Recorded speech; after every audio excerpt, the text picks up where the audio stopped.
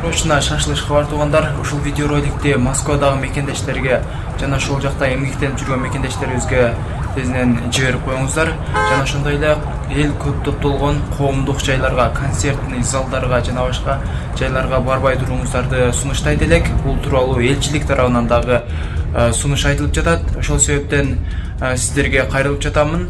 Жана ошондой эле концерттен өзүңүздөр билгендей эле барган элдердин арасынан жүздөй жараат алды. Катуу атышуу болуп, ал жерде ошол террористтик чабуул болду деп айтып жатышат.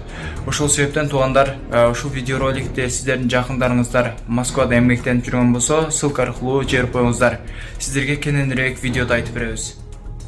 Жума күнү 22 мартта кечинде Подмосковьедеги Крокус Сити Холл концерттик залында пикник тобунун музыканттарынын концерти учурунда теракт болду. Атышуу тууралуу алгачкы билдирүүлөр саат 8:30 пайда болгон. Окуянын көйлөрүнүн кадрларынан камуфляж кийген адамдардын адамдара кантип ок чыгарганын көрүүгө болот. Крокус Сити Холл 7500 кишиге ылайыкталган. MCMA Group концерттик агенттиги билдиргендей, пикник тобунун концертине билеттердин баары сатылып бүткөн. Жүздөн 2 каналынын маалыматы боюнча 40 адам каза болуп, 100дөн ашуун адам жарадар болгон.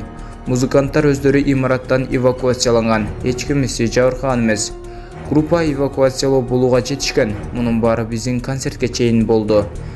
Жигиттер сахнага чыкканга да үлгүрбөй калышты. Биз күбө эмеспиз, эч нерсе көргөн жокпуз. Биз кийим алмаштыруучу бөлмөдө болчубуз. Трагедия сахнага чыгардан 10 мүнөт мурун болду, деди топтун директору Чернышевский. Күбөлөрдүн видеосунда автоматтан аткылоо жана кыйгырыктар угулат. Адамдардын айтымында чатыр урай баштаган.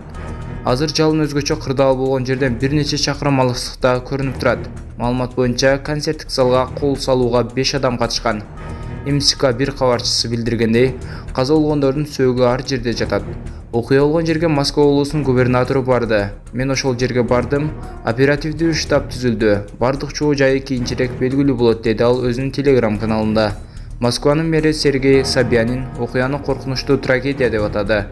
Мен курман болгондордун жакындарына көңүл айтам. Ал окуя учурунда жапа чеккендердин бардыгына керектүү жардам көрсөтүүнү тапшырылды деп айтылат ТАССтын билдирүүсүндө. Крокус имаратына 30дан ашык аймактык жана Москванын 20дан ашык медициналык тез жардам бригадасы жөнөтүлгөнүн Москва облусунун саламаттыкты сактоо министрлиги билдирди. Москванын СОБР жана ОМОН кызматкерлери эскертилип, Крокус Сити Холлду көздөй бет алышкан. Москванын жанындагы Подольск шаарында массалык иш-чаралар токтотулду деп билдирди райондук башчысы.